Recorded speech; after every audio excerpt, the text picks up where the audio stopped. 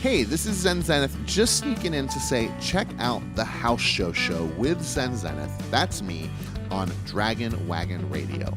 The House Show is a live concert series featuring stripped-down performances and interviews with amazing singer-songwriters. We do the whole thing in front of a real live audience at a real live house and package the whole thing up into a podcast for you to experience in the ease of your home or car.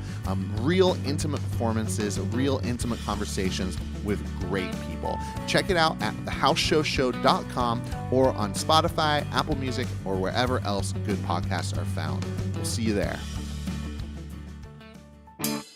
It's the greatest mystery in literary history. A divisive question with highly contested answers. Who was the writer behind the pen name William Shakespeare? Welcome to Don't Quill the Messenger.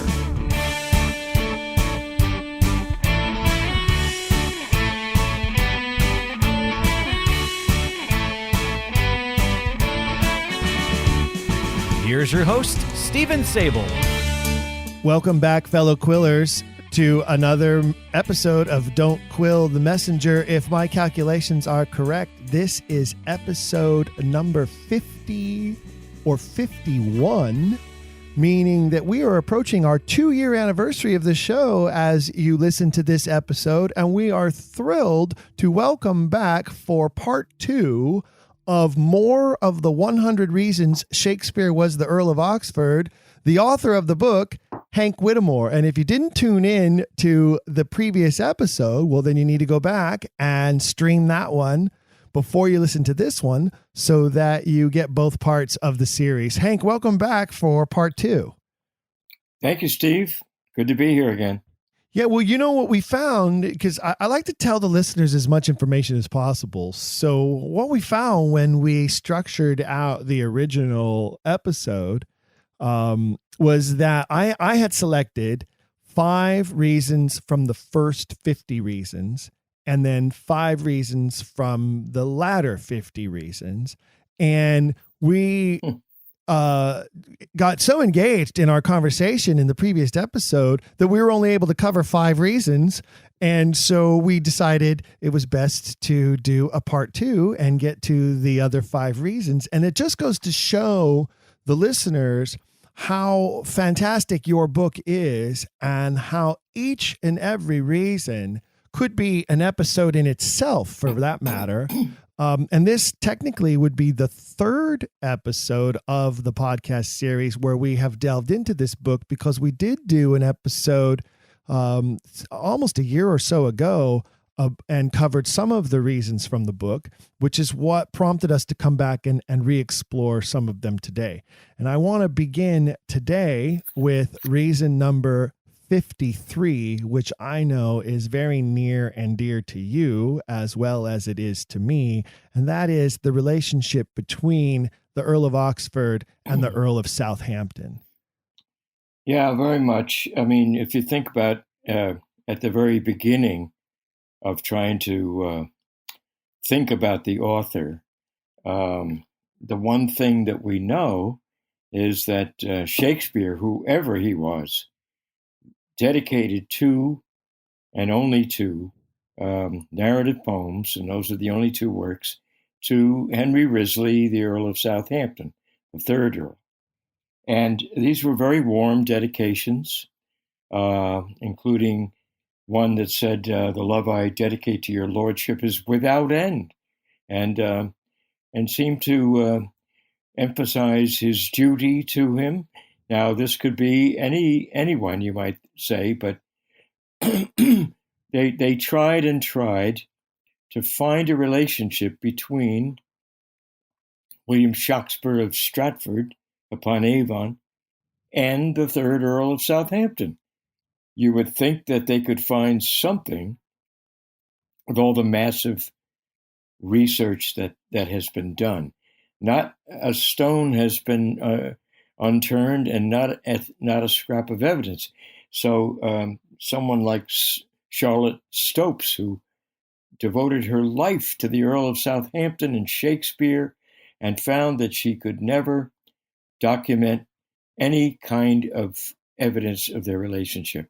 So that's where you start. That's where I start. That's where the name Shakespeare begins.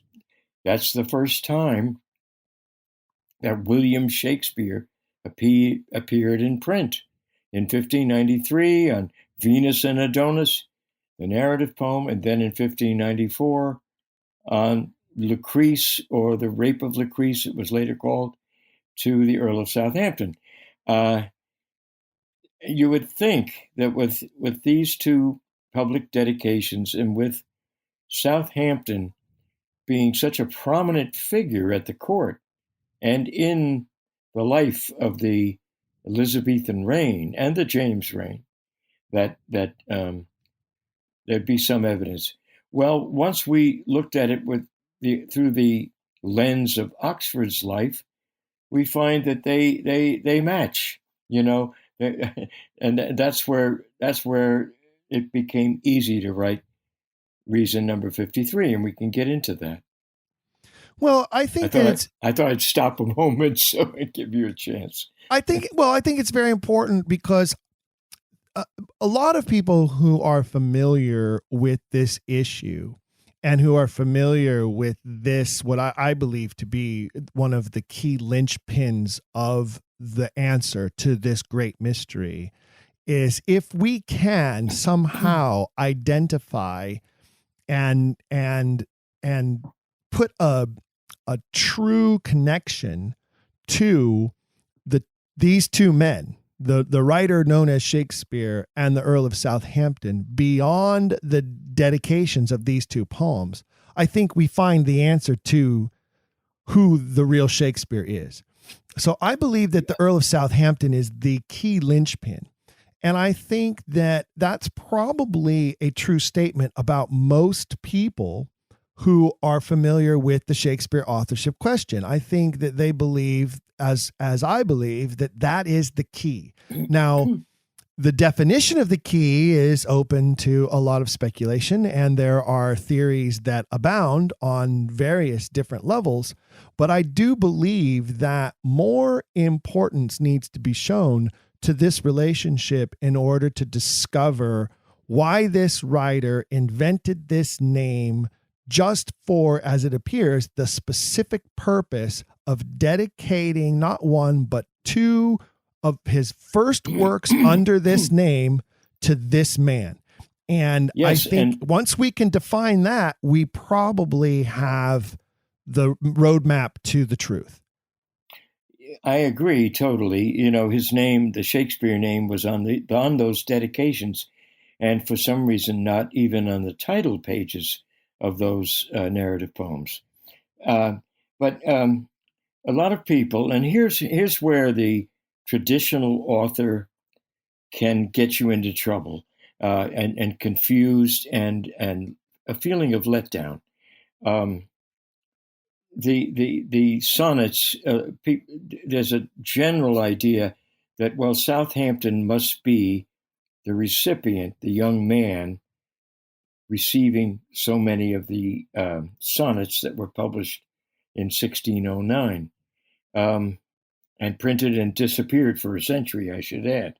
But that's where the problem exists, because given the fact that they can't find any kind of documented relationship, they cannot bring themselves to understand how a commoner playwright, if you will, could address the Earl of Southampton in such a paternal language, such a way that is demeaning. He'd get out his sword and swiftly dispatch Mr. Shakespeare if that were the case. And so, for example, you have in the first 17 sonnets, you have basically the author, Shakespeare,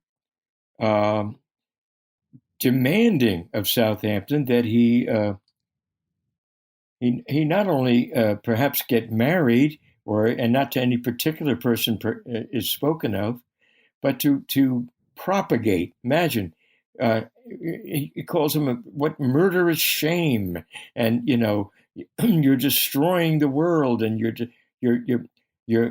doing great damage to yourself, and all of this for not passing on his bloodline to a child at age 17. This is mystifying. And then you have people saying, well, it sounds like a father or a prospective father-in-law. And Mr. J. Thomas Looney, who discovered the Oxford theory in 1920. The godfather of the movement, the founding father of Oxfordianism. If there's anyone we should turn to first, and in this centennial year of his magnificent piece of work, if there's anyone we should turn to first for answers to anything, it should be Loney. That's what I would think, don't you? Oh, absolutely. And he finds, excuse me, Oxford, the Earl of Oxford, for a certain number of reasons.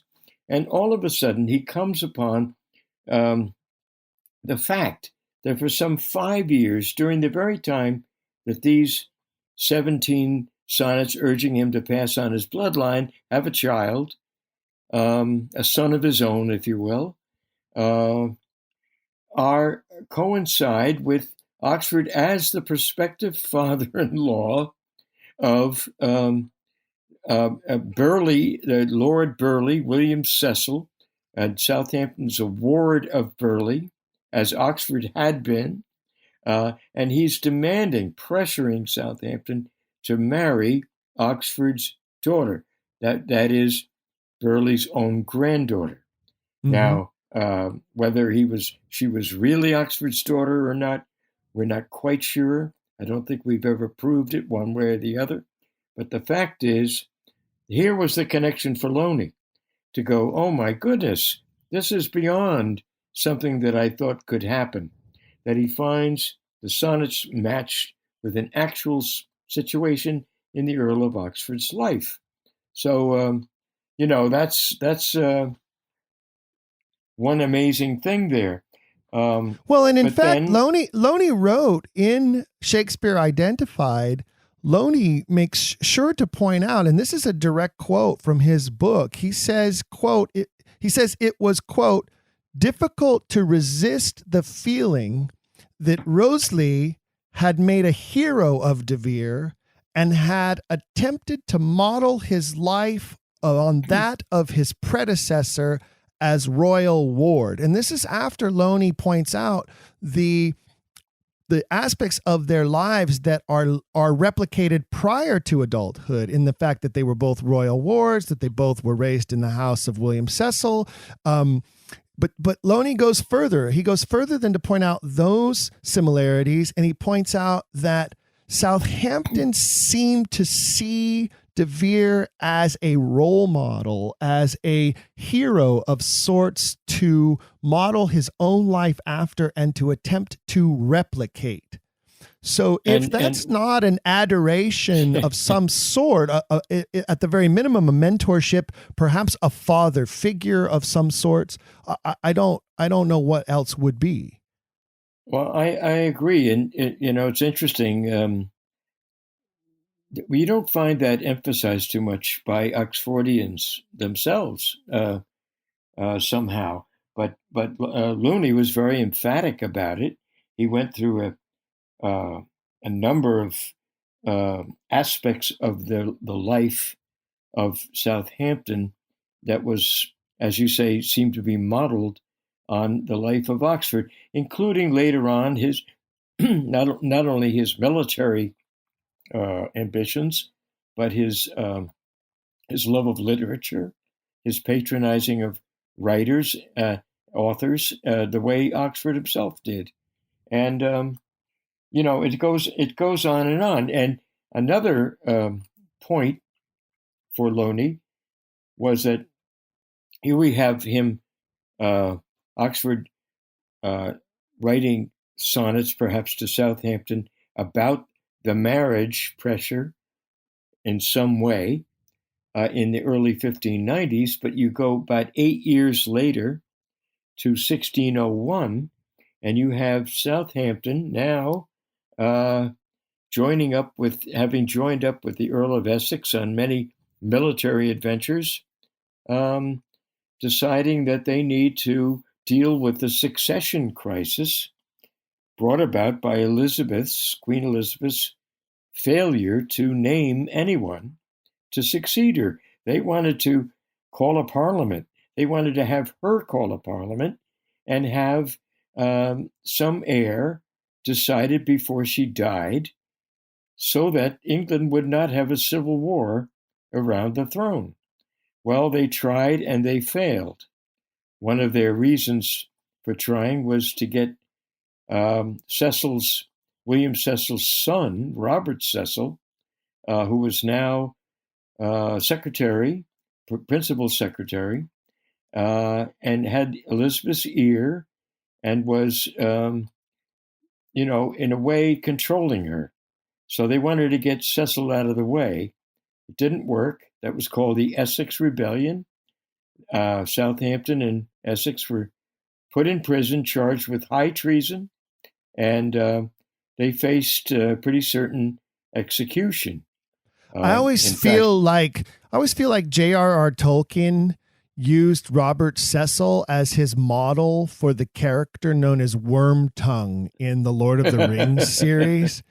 Whispering in the King of Gondor's ear and corrupting him and turning him against his own people in a way. I kind of feel like, and anybody who knows Tolkien knows what a historian he was and how so much of his work was based on true British history, not unlike the author of the Game of Thrones books, who based a lot of his works on British history. And so I always feel like Robert Cecil was the impetus for many characters, including, as we know, perhaps even Richard III in the Shakespearean canon. Exactly. And rather famously in the play, Richard III is a hunchback or crookback, which I guess was the case, they found out when they found his skeleton. And Robert Cecil was a hunchback, very small man, very cunning. I was always taken with the line in the Dictionary of National Biography that said Robert Cecil viewed all of life as a chess game and could think 4 or 5 moves ahead of time. I think he was, cunning and intent, very a tense man, who went about his business, and he certainly he may have tricked the Earls into precipitating their rebellion or their attempt to, get to Elizabeth before they were ready. In any case, they went on trial, the 2 Earls, and Earl of Oxford had gone into retirement or into at least reclusiveness for those same amount of years over the 90s and into 1601. He came out of retirement, and this fascinated Looney. Here he went and sat as head of the 25 judge panel of peers that would determine the guilt or innocence. But it was a rigged trial. It was a setup, and he had no choice with the other 25 but to vote guilty. In any case, Loney found, again, fascinating with the fact that here was one of the prosecutors was Bacon. Now, just over Loney's shoulder, Bacon, for years, had been touted as the prime candidate for Shakespeare. He was prosecuting Southampton.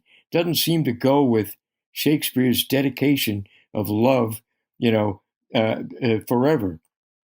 And seated on trial was the fair youth and himself, Southampton, and seated head of the trial is the man that we think was Shakespeare, the very man who wrote those dedications and those sonnets.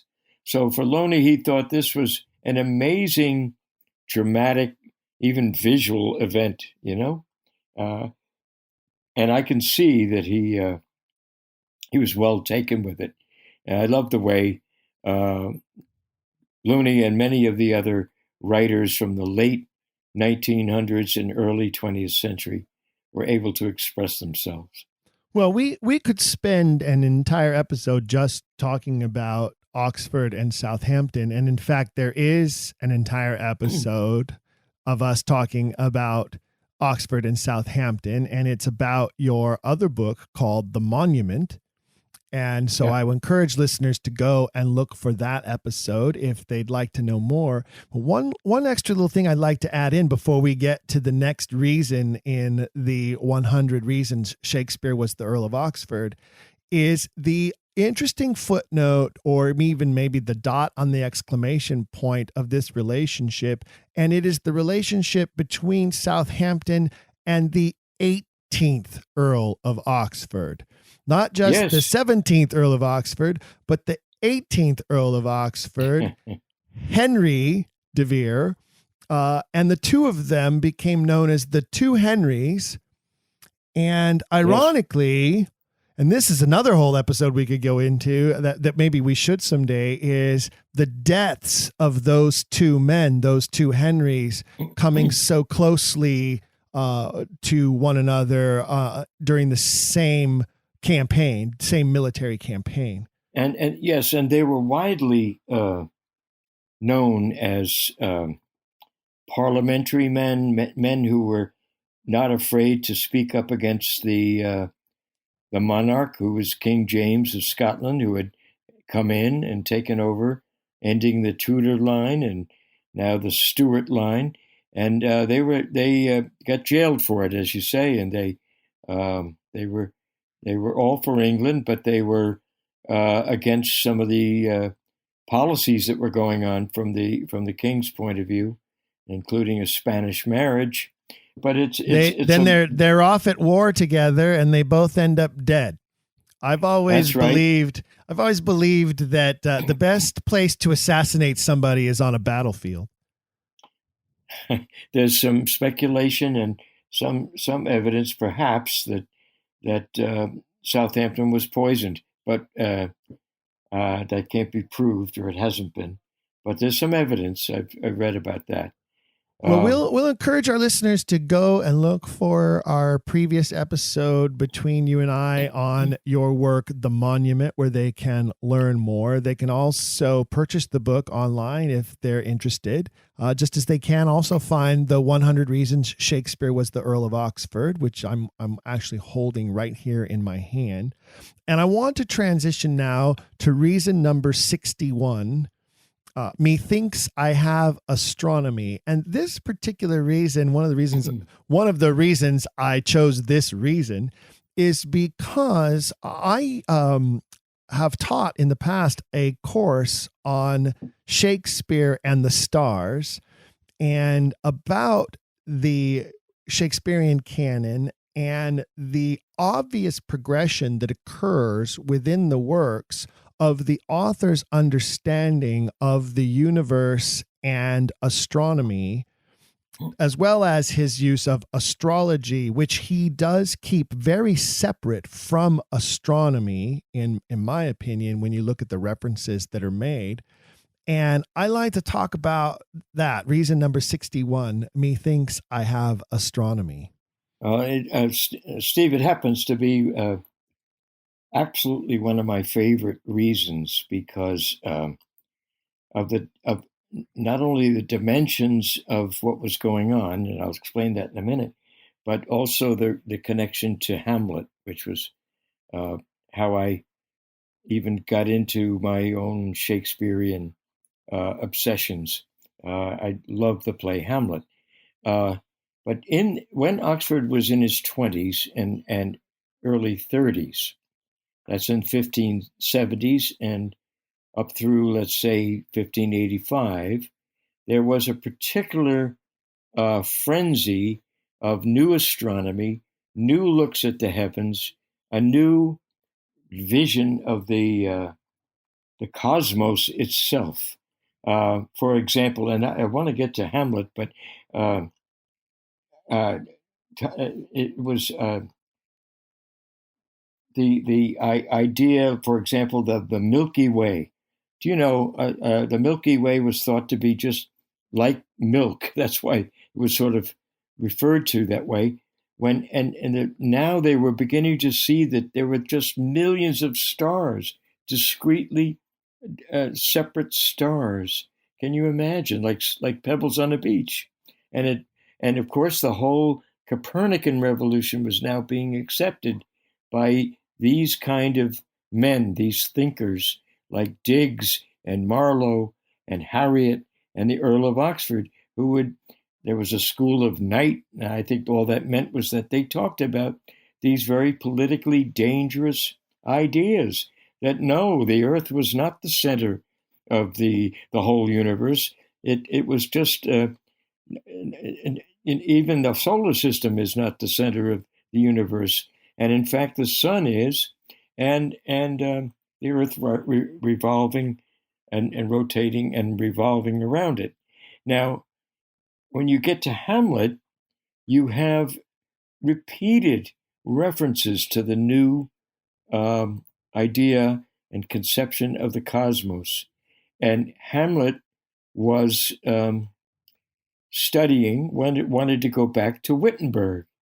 And as you know, the king and queen say, oh, no, don't go back to school at Wittenberg. Well, Wittenberg was the center of the new Copernican vision of the cosmos, of the universe.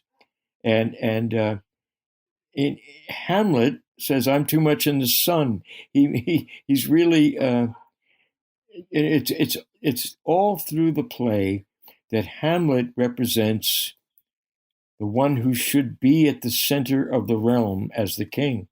He's the prince, and his uncle usurped the throne by killing his father first and then marrying his mother. So Hamlet wants to go back to Wittenberg. Why? Because that is the center of where he belongs, and they represent the old way of thinking. Giordano Bruno, the Italian, who had all these kind of new thoughts, went to Wittenberg and was over there too. So you can see the parallels that I never knew this kind of stuff, but excuse me, Oxford was in the middle of all these people, and in the sonnets, for example, that's when he says, methinks I have astronomy. He's just tossing that off. But it's all through. For example, the ditty in Hamlet, Prince says, doubt that the stars are fire, doubt that the sun doth move, doubt truth to be a liar, but never doubt I love. You see, it's slipped in here and there. I just think it's an amazing confluence of things that he's putting in this one play. Well, if you take a timeline of the works of Shakespeare, and then you lay that over the life of Edward de Vere, and then you lay that over what advancements are being made in astronomy during that same period of time, yes, it is uncanny to see that it is obvious that they all correlate together. And I think that it's another one of those linchpin aspects of this mystery, is that when you discover that the writer has a very specific knowledge and evolving knowledge of the universe through the works. And I'd love to talk to those who have spent a lot of time in dating the works and asking them if they have used this at all in their formulations of the dates of the actual works. Because you look at a work like, for instance, A Midsummer Night's Dream, where Hermias says, I would rather believe that there's a hole in the earth and the sun and the moon can look at each other through that hole then believe that Lysander doesn't love me anymore. And what you see there is that she has a very geocentric belief system, which she believes the earth is the center and that the sun and the moon are both revolving around the earth. But then when you look at Hamlet, which obviously must have come much later than Midsummer, you look at Hamlet and he has a very heliocentric belief system about the solar system, which is very Copernican. And when you lay out the date line of Copernicus, 1540s, and then you move forward from there, and you have Diggs publications, I think, are somewhere in the 70s. Later on in the 80s, Watson is published, and P.S. dedicates his work to who? The Earl of Oxford. And then as you move forward in that timeline, you obviously have Brahe and his discoveries, which are also the 1570s. And then you end up with Bruno in the 1580s. And all of these major advancements are happening in the understanding of the universe all at the time that this man is writing these works, and it plays out in the speeches of the characters. That's pretty difficult to explain away, and it certainly is difficult to explain how a country bumpkin from Stratford could have been keeping up on these very advanced changes in astronomical theory, let alone be even exposed to any of this knowledge. Absolutely. You mentioned Tycho Brahe. He was the Danish astronomer. And the Oxfordians think Hamlet was the first draft, and it was rewritten many times over the years, and right up to Oxford's reported death in 1604. So that's, 20 years. And in 1582, 2 years before that first draft, Oxford's brother-in-law, Lord Willoughby, went to the Danish court, and he met with Tycho Brahe.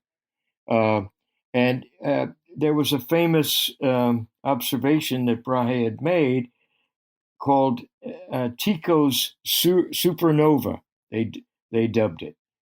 So, Lord Willoughby would have come back, and he did. He had a full report that Oxford would have read every detail of, and not to mention conversations with his brother-in-law. And in Hamlet, here's a little ditty from Bernardo in the beginning. He says, "Last night of all, when yon same star that's westward from the pole had made his course to illume that part of heaven where it now burns," he's really, really describing Tycho's supernova. And it goes on like this. The overlaps, and of course the whole reason itself of trying to lay it out in different ways. Hamlet is a kind of autobiographical, allegorical autobiography of Oxford, if you will. In 1583, Bruno is in England giving lectures at Oxford University in contradiction to university dogma. He's the Oxfordian of his time, giving a lecture at Oxford University saying everything that you believe about this is wrong. Sort of like if you or I were giving a lecture today at Oxford University about Shake-Speare and who the real author of Shake-Speare is. They wouldn't go for it. They didn't go for the sun being in the center. Yeah, the academics rebuked him. The church condemned him. Where does he end up? He ends up in OPS Wittenberg, teaching these theories later on in his life. Yeah. And so here our author who must have, and I hate using those terms because we condemn Stratfordians when they use terms like must have and could have and should have. But let's put it this way. If either of the two men, Shake-Speare of Stratford or De Vere, Earl of Oxford, which of those two men would have had access in 1583 to Bruno's lectures? I ask you. I put that to the listeners. Which of those two men most likely had access to what Bruno was teaching in 1583? I don't even know how old Shake-Speare was in 1583. Well, he would have been about 18, and Oxford was 33 or 32. So you had that difference, and I think that makes all the difference. Oxford. We'll get to one of these reasons where Oxford was obsessed, as Shakespeare is, with the word and the concept of truth, and you have this little ditty that Polonius says in Hamlet, and again, it rings of the solar system. He says, "If circumstances lead me, I will find where truth is hid, though it be hid, but indeed within the center."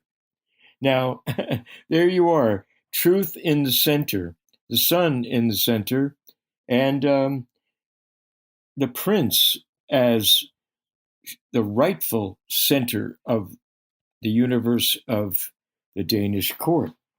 Interesting that he set the Danish court. He was all about the English obviously court. obsessed with this topic. The writer of these works was obsessed with astronomy, had a firm knowledge of astrology, was, in my mind, attempting to justify the two in some way or another, or refute one or the other.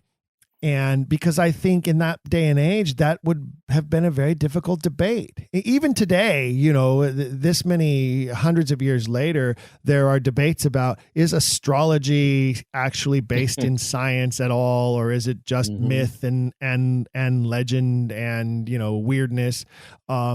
Because it's not true astronomical science, but it is a belief system based in science, in very exact and specific science. And I think that the author understood that as well. But you have characters in many of the plays, Julius Caesar particularly, very specifically, where they talk about the whizzing constellations in the sky and what types of omens they represent. However, you have Cassius saying to Brutus, the fault is not in the stars, it's in ourselves, right? Yes, exactly. Yes. Well, I don't think a country guy from Stratford could have even had a grasp of an understanding of these complexities, let alone the true level of what I say is the evolution of a mind embracing science as it is unfolding in his lifetime that we see through the works of Shakespeare. Yes, and using the actual terms of the science. When Hamlet says, "I want to go back to Wittenberg," the queen says, I believe it's the queen or the king, says it's most retrograde to our desire. And a retrograde is an astrological term, astronomical term. Yes, absolutely. I used that in my course. I used to teach, when I lived in Los Angeles, I taught a class at the Griffith Observatory. And it was a 2-hour class, and it began outside the observatory with this wonderful monument they have to the greatest astronomers. There's 6 of them around the circle, and that particular monument is actually a giant sundial as well, that most people don't notice until you point that out to them. And then I always begin there with, okay, here's a subtextual reference of this monument that you didn't realize, that you didn't see. And Shakespeare was big on that. And then we move forward from there with his evolving understanding of the text and of the universe, and through the text, how he points that out. And then the class would venture into the observatory and move on from there. And it was one of my favorite classes to teach when I lived in LA, and I was teaching at the time. And never in anywhere in the class did I ever mention the Earl of Oxford. I just pointed out that this writer had this magnificent advanced knowledge of this science at the precipice of the breaking of this knowledge. It's almost too coincidental. It's amazing. Overall, you can overlay this too with Oxford's own obsession with truth as opposed to the appearance of how things appeared. I mentioned the Milky Way. Well, it appears like milk, spilled milk, but it wasn't. It was infinity, practically, of just millions of infinite of discrete stars, if you will, and the whole appearance of the solar system as the Earth is at the center. Well, of course, it looked like that, but the truth as opposed to the appearance. It's a common Shakespearean theme, and it's something that Oxford, in his letters, repeatedly talks about truth, substance, and appearance. And yon cloud that thinks it looks like a camel, or more like a whale. There you go. using some more quotes from the Danish prince in his mockery of Polonius. Okay, let's move on to reason number 69. Portia's suitors. Portia, not Portia from Julius Caesar, which technically would have been pronounced Portia. Yes. But Portia from The Merchant of Venice. And you believe, as I believe here, that she is a representation of Queen Elizabeth on many levels. And yes. I believe if we understand her as such, we are able to then come to terms with the dichotomous nature of her, because here is a character in the Shakespearean canon who says some very horrendous and very racially charged things at some points in the play, but then later becomes this beautiful heroine of the play and demonstrating her brilliant knowledge of the law. Let's get into that. Well, absolutely. Now,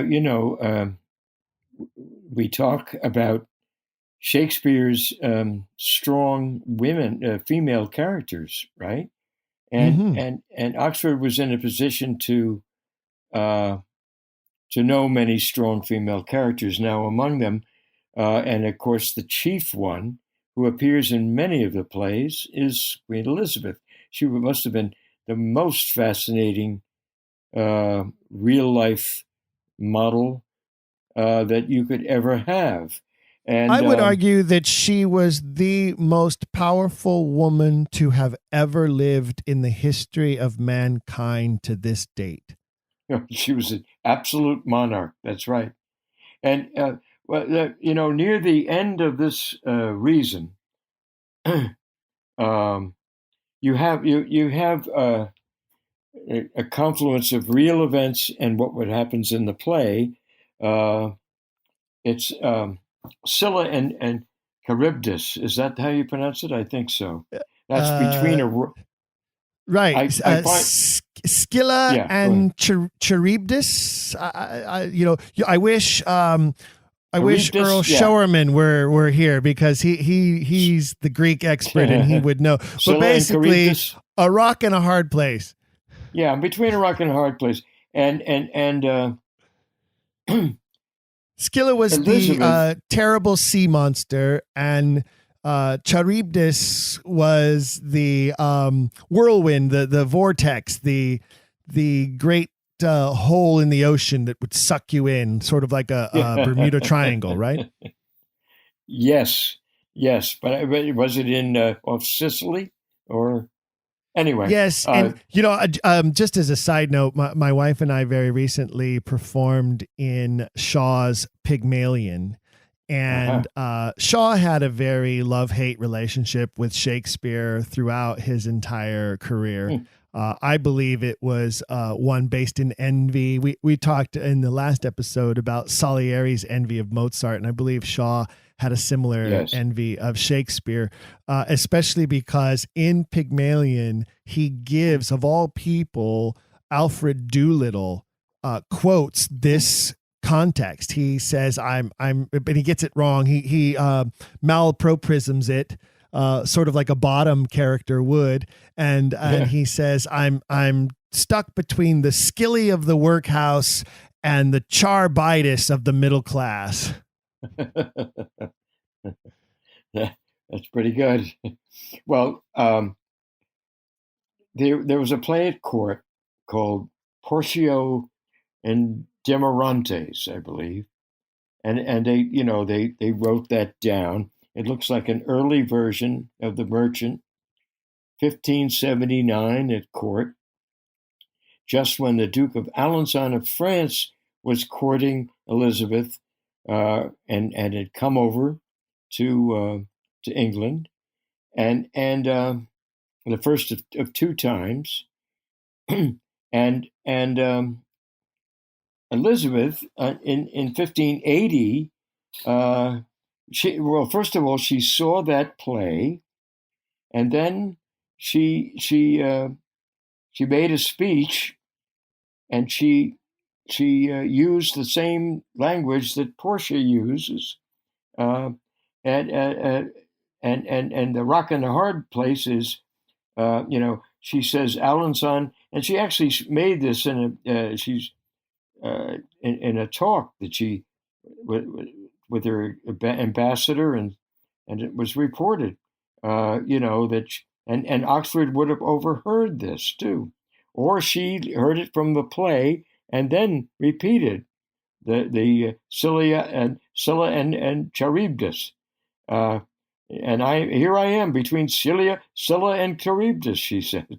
Alençon has agreed to all of the terms I sent him. He's asking me to tell him when I wish to come and marry me. If I do not marry him, I know not whether he and France will remain friendly with me. If I do, I shall not be able to govern my country with the freedom and security I have hitherto enjoyed. What shall I do? Now, this is in this case, life imitating art, perhaps, right? And Portia has been seen, for since Dr. Johnson, Samuel Johnson, in the 1700s, well before our scholarship, said about the Merchant of Venice, perhaps in the enumeration of Portia's suitors, there may be some covert allusion to those of Queen Elizabeth. And of course, so here you have a scholar. Here you have a scholar more than 150 years before Looney saying, "Wait a minute, this play has historical reference to it." That whether he knew what he was implying or not at the time, Dr. Samuel Johnson is saying it's impossible that Shake-Speare of Stratford could have ever had a part in this, because at the time this was all going on, Shake-Speare of Stratford was like 15 years old. Yes, that's right. It doesn't match up, and I liken it to a scholar driving in a car and coming up to a wall or something and having to screech away from it to the right or to the left, right? You can't go there. If you go there, it doesn't comport with any kind of understanding of how Shakespeare could know what Queen Elizabeth said that was only reported out later. I mean, it's not something that he would have had access to. So again, it's either one way or the other. It's either the author knew what Elizabeth said specifically and intimately had knowledge of what she said about being stuck in this situation. And it was Elizabeth who used the Greek mythological references to compare her situation. Aristotle's saying that genius is defined by the use of metaphor. Or Yes. it was Elizabeth quoting from the play. And it can't be that way if it's the playwright using the suitors of Elizabeth as premise for the play. So therefore, what we have is the author basically plagiarizing, in this sense, directly from the monarch. Well, and Elizabeth, when they played at court, it was very private, if you will. There are only a couple of hundred, 200-300 at the most, families that were privileged to be behind those palace walls, right? And whatever went on there, there was no daily news, there was no TV, no cable, So very difficult for news to travel. And whoever that playwright was in 1579, and there, mind you, there were many plays at court, especially on, this Christmas season, the New Year, and so on. And we have evidence, not to go into right here, but of Oxford writing those early plays, many of them, for Elizabeth.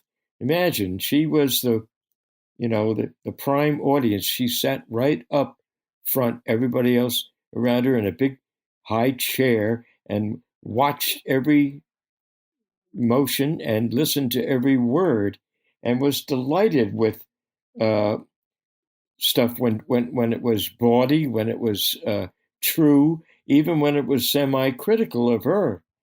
She wasn't against that.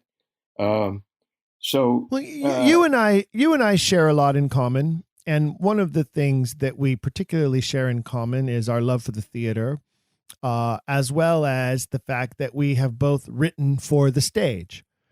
And I yes, know that you must share my feeling on this, that to imagine writing any piece of work for the stage with that particular audience in mind is about as intimidating as I could possibly imagine an audience. I mean, when you know that what you are writing is going to be performed in front of, as you said just moments ago, the absolute monarch, I can't imagine, when you write in journal, and you've also done some journalistic work too. So as a journalist, they tell you, write for an audience that knows nothing and assume that they know nothing. So, that's one thing about journalistic writing. Technical writing is very similar. Assume that the reader knows nothing.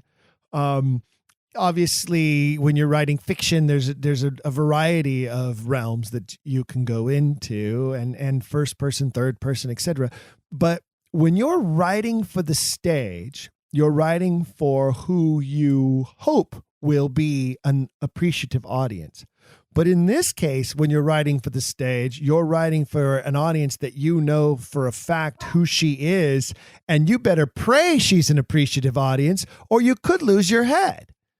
She loved to see herself on stage as Titania, as Cleopatra, if you will, on her barge. It goes on. And in this case, I would imagine that Elizabeth got a kick out of it.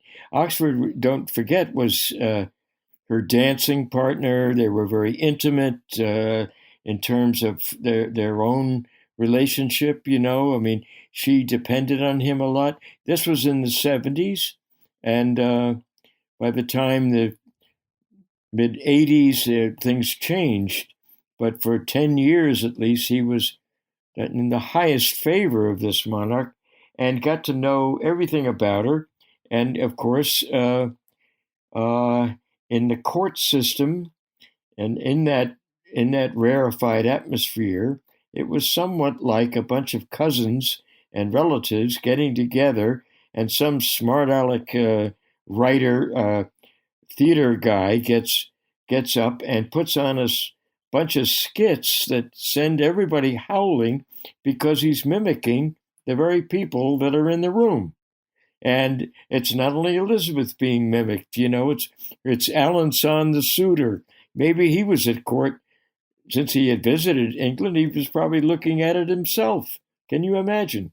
And then, of course, he was talking about other courtiers and the Shakespearean. people. Are you saying that the Shakespearean comedies are nothing more than really long Saturday Night Live sketches? Is that what you're trying to tell me? I would like to say that in the beginning, there's a great supercharged motivation to make people laugh and to get them right, and everybody recognizes who they are, and from there you develop, of course, over and over. You refine, and they become these great masterpieces that contain those bits and pieces as the origin. But they drink a lot more wine than they did water. So there's certainly and certainly your audience is a bit tipsy at every performance as well, which any actor will tell you is not necessarily a bad thing. I should add, by the way, that one thing toward the end of this reason, there are the three caskets come on stage for Portia, right? And they actually correspond to the three crowns of England: the silver for the French, the gold for the Irish, and the lead for the English kingdom. And it's exactly the same as what was depicted as Queen Elizabeth's coronation. You can't get much closer than that and put it in a play, And meanwhile, she's saying, "I don't know whether to marry this guy or not," and this was the topical issue at the court. So yes, Saturday Night Live, yeah, but it starts there. It starts, and by the time 20 more years go by, and there's rewriting and refining, revision, you end up with too many masterpieces to believe, And it didn't just happen writing for the box office. That's one of the big points. No, he was writing for truth, and not just truth in the personification of others, truth in politics, truth in power, and truth in human terms too, because I do believe that Merchant of Venice is a story of truth about people and humans that is well beyond its well ahead of its years with regards to the racial disparagement that is pointed out there. And I think that we see that in Othello as well. Yeah. I think we have a writer who understands that and pushes the envelope to the furthest he possibly can without destruction during his time. But when we talk about truth, that leads us now to reason number 85, truth's authentic author. And most of our listeners know, and if they don't, then they're going to learn right now, that the motto of the Earl of Oxford is vero nihil verius, which translated to English means nothing truer than truth. Tell us about truth's authentic author. Well, this is at the heart of it, isn't it? And there's some power in allegory too, isn't there? That isn't from. Oxford was smart enough to give lectures, let's say, but he didn't do that.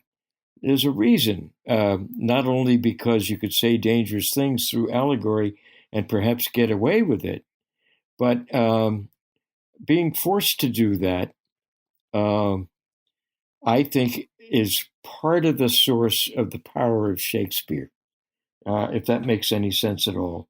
And the truth is buried within this allegory and comes out. And I guess the writer hopes that the people who need to get it, get it. But truth is all the way through Shakespeare. Several times in the plays, you have the phrase, truth is truth. It's in King John, in Love's Labor, in Measure for Measure, and Troilus. Yeah, and you have Oxford writing to Robert Cecil in 1602, but now time and truth have unmasked all difficulties. In the following year, he writes, but I hope truth is subject to no prescription, for truth is truth to the end of reckoning. And the Well, wait, combination. actually, isn't it? Isabella says in Measure for Measure, truth is truth to the end of reckoning. There you go. But Yeah, I right believe the letter that Oxford writes to Cecil, he says, truth is truth, though never so old. Oh, that's and right. Time cannot make false, which was once true, which is basically an echo, basically the exact same thing. Time cannot change what is true. And Isabella says, truth is truth to the end of reckoning. So either Oxford is consistent in both his playwriting and his letter writing, or he's stealing a phrase from Shakespeare.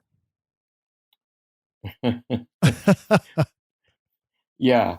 I just think the obsession with truth is on so many levels, and we talked about it in terms of the solar system, for example, or the cosmos, right? What appears to be so and what's true? Well, this is also at the heart of what he's getting at as a playwright and a writer of poetry too. Everything seems to be this, that, and the other. How do you get at the truth? How do you express it? If you're on the inside and you know better, you know the frailties of this hypocritical courtier over here. You know that the Earl of Leicester was a poisoner, perhaps, and uh, you know uh, on and on, the sycophants and so on. How do you get that into a play, and especially for the monarch who needs to have this information, but you don't want to tell her directly, and you can't go write a broadside and put it up on the side of a wall. You write a play, and she is your prime audience. What they did in the plays, by the way, as time went on, the public playhouses were built, and those plays for the public were often rehearsals for presenting it in front of Elizabeth.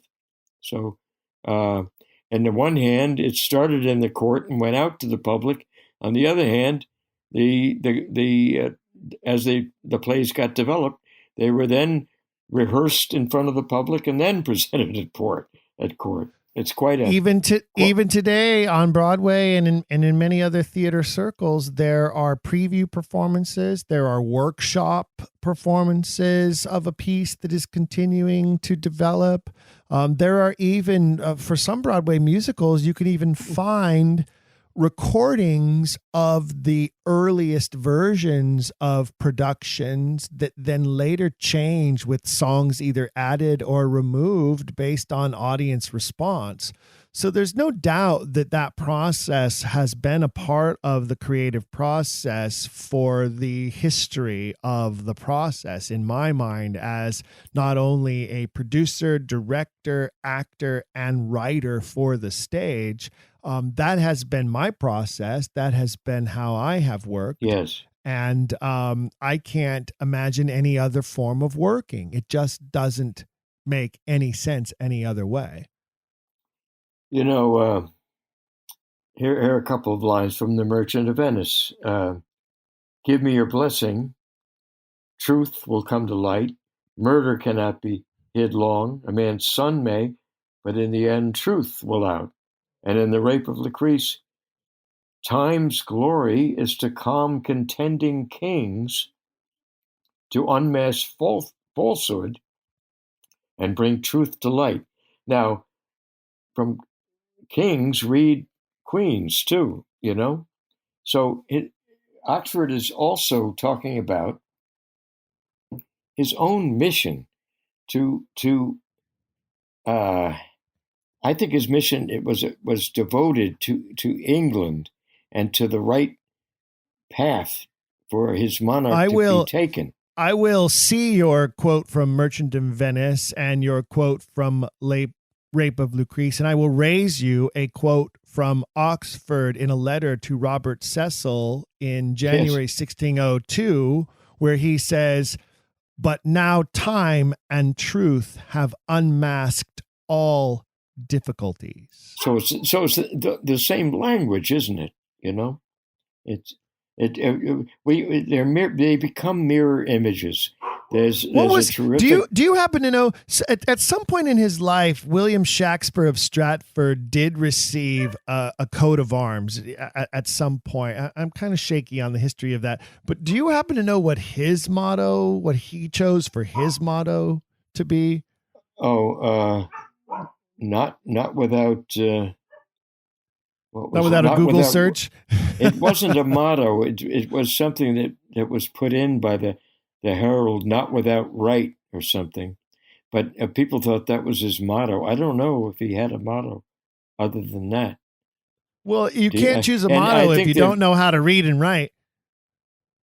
No, and the first coat of arms, I believe, was a phony coat of arms, and it was withdrawn. And then somebody got it back for him a few years later. Before we run out of time on this episode, I want to circle back, and I did this on purpose in choosing these 5 of the latter portion of the 100 reasons in your book. And I chose this one because it's very close to the end. It's the 99th reason in the book, but it also sort of circles back to the beginning of this episode. And its reason 99 is called Daughters and Dedications. And I have a personal affinity for it because I'm the father of 2 daughters. And I believe that has helped inform my understanding and appreciation of many of the plays, because so many of the plays are surround very important father-daughter relationships. And I see them as nearly, in many cases, I see them as apologetic in many ways of a father who felt like he hadn't done the best by his girls. And when we look at Edward's life and we look at the first 5 years of his daughter Elizabeth's life, where he refused to even acknowledge her, I think that we see a lot of apology in some of the later works there, as well as I think in some of the later works we see his great understanding of his daughters Susan and Bridget as well. But this particular reason 99, begins by touching back on the dedications of the works. And of course, that begins with what we started with at the top of the program, the dedications to Henry Wriothesley, 3rd Earl of Southampton, of Venus and Adonis and Lucrece. Venus and Adonis 1593, Lucrece 1594. But go on, tell me more about why these daughters and these connections are so important to this Shake-Speare authorship mystery. Well, I mean, it seems to be an intimate connection between the author and these dedications. Now the next 2, I mean, certainly for Southampton, it was during the very time that his daughter, Lady Elizabeth Vere, was being put forward as the marriage prospect for Southampton, and he was being pressured, and he resisted doing that until he was 21, and then he was free, although he apparently paid a big fine. And then Oxford apparently died in 1604, and 19 years later, the first folio of plays was published, and that was 36 plays, no poems, no sonnets, no mention of Southampton, I should add, but it was dedicated to the most noble and incomparable pair of brethren. Now, this was William Herbert, the Earl of Pembroke, who had been engaged in the 1590s to Oxford's second daughter, Bridget de Vere, and Philip Herbert, the Earl of Montgomery, his brother, who married Oxford's youngest daughter of the three, Susan de Vere, in 1604, right after Oxford died. It was William Herbert who was very close to Ben Jonson. In fact, all the daughters were close and danced in masques that Jonson wrote, and so forth. And when Jonson's folio was published in 1616, a few months after Shakespeare's death, I might add, it was Pembroke, William Herbert, who had been engaged to marry Bridget de Vere, was paying him to help him in a literary capacity, and I think Jonson had a great deal to do with that first folio of plays in 1623, and starting in 1621, William Herbert, the Earl of Pembroke, began to give him a pension of £200 per year, and had maneuvered himself into a position to be very important for the theater and to have some control over things. So obviously, the development of the first folio was very intimately connected with Oxford's sons-in-law, if you will, or prospective son-in-law. All three, Southampton and the two Herbert brothers, are the only three people involved with Shakespeare dedications. And of course, and two out of those three men were at some time engaged to one of Edward's daughters. And the third man, Philip Herbert, actually married Oxford's youngest daughter, Susan. Yeah. And that marriage occurred. That marriage occurred during the holiday season of 1604, New Year being the New Year 1605, right? January 1, 1605 would have been the New Year. Yes. And during that 12 nights of Christmas, as it were, December 24 through January 6, which is the typical 12 days of Christmas that we sing about in the iconic song, the Epiphany occurring on 12th night, January 6th, which is where the play 12th Night gets its name from, having been performed on that eve, its first notable public performance or private performance that was of note. But what's important about that 1604, 1605 Christmas season that surrounded the marriage of Philip and Susan, Philip Herbert, dedicatee of the first folio, Susan de Vere, youngest daughter of Edward, is that a series of plays were presented over those 12 days of Christmas at court. Seven plays were presented, all 7 plays written by Shakespeare. Amazing. And it was a veritable Shakespeare festival surrounding. It's the very first Shakespeare festival in my mind, and I ran a Shakespeare festival for almost 10 years. I know what a Shakespeare festival is. That's the very first Shakespeare festival in the history of the world, right there. Christmas season. That? And it was in honor of the youngest daughter of the Earl of Oxford, and her marriage. It's quite astonishing.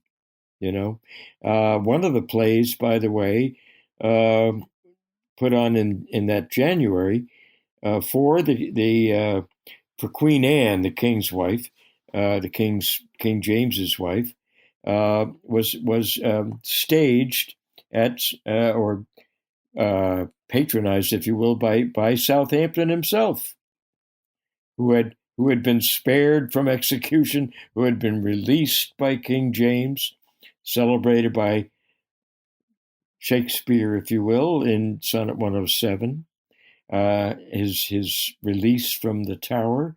And here you were the following year when this festival was taking place surrounding the daughter of the Earl of Oxford, who had just died. I think Southampton and the putting on of the plays, all of them, were a unspoken tribute to the true author of Shakespeare. Well, and let's keep in mind, if the true author were Shake-Speare of Stratford, he's still alive. He's still alive for 7 more years, right? So that's right. Why isn't he there? Why isn't he invited? If they're going to create a festival of 7 of this man's plays and he's still living just some miles away over in Stratford in reclusive retirement, why didn't anybody send for him? Why didn't they say, Mr. Shake-Speare, please come and join us in this festival of 7 of your plays?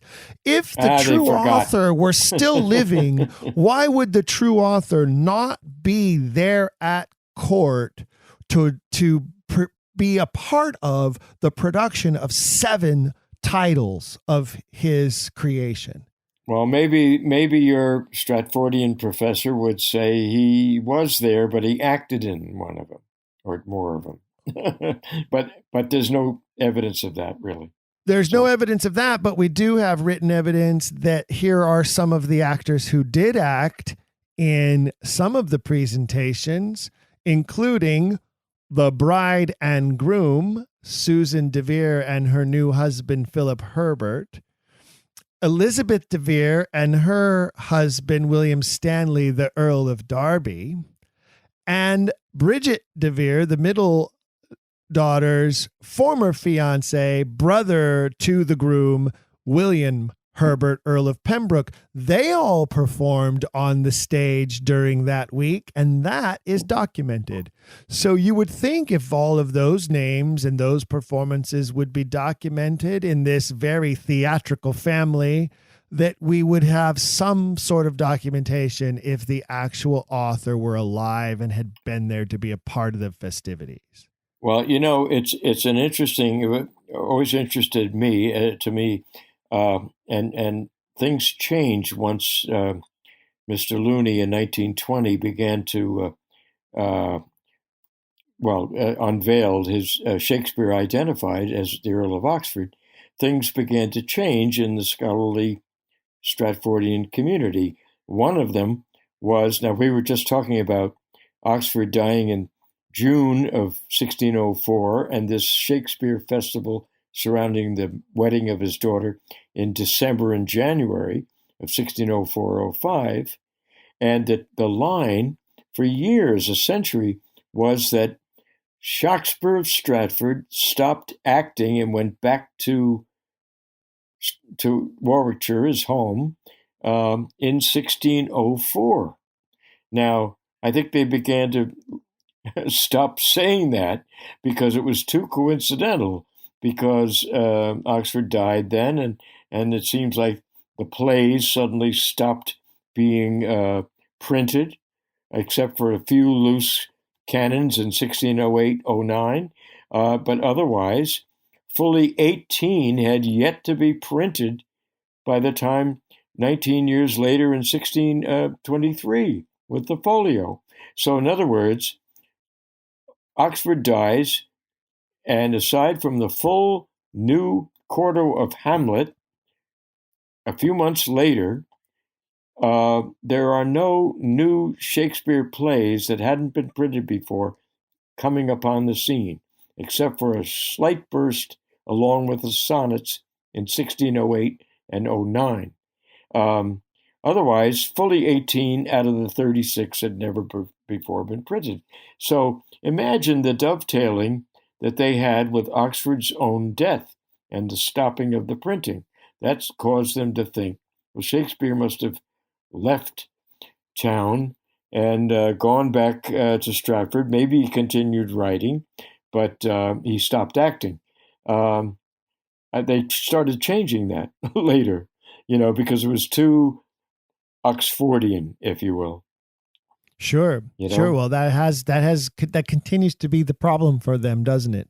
And I believe, Hank, in this conversation, in the previous episode, that's part 1 of this 2-part series, I believe just in these 10 reasons out of 100, we have struck a few nails in the coffin of the Stratfordian mythology, and we will continue to do so with further episodes of Don't Quill the Messenger, as well as further research and further outreach programs of the Shakespeare Oxford Fellowship, the sponsor of this program.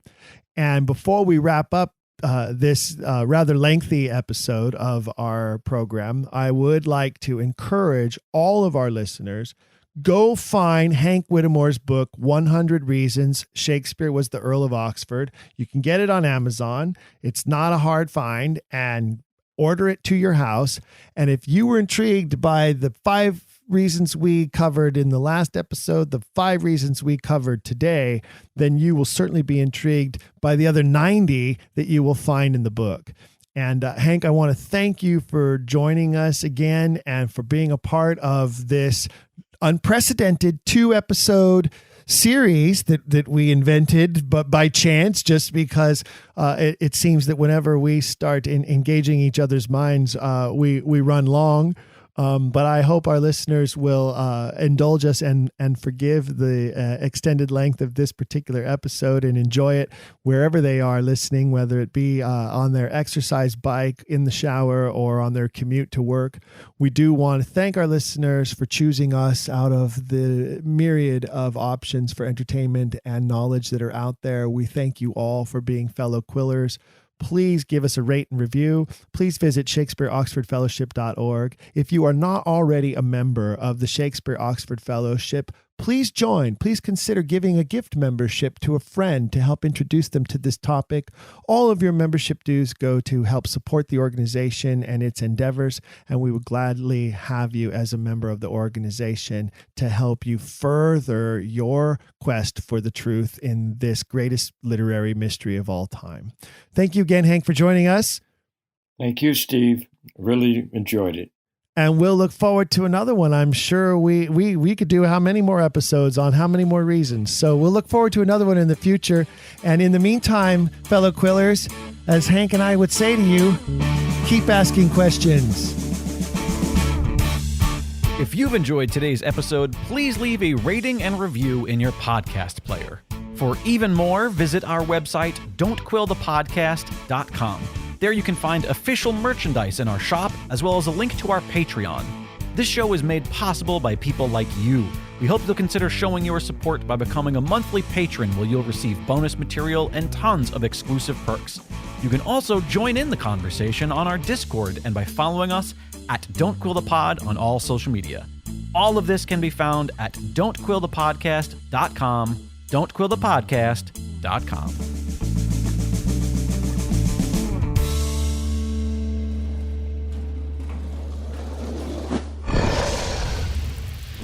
Dragon Wagon.